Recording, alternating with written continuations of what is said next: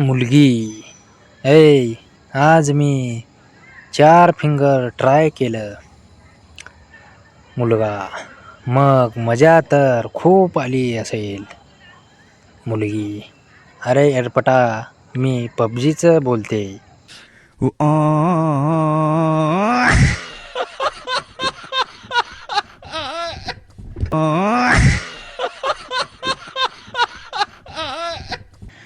राजेश रंडी खाण्यात गेला.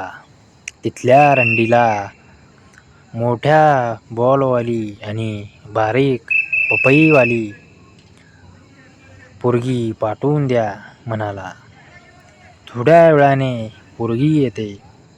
तूच आहे का तो एडपट ज्याचं तोंड मोठं आणि केळ बारीक आहे?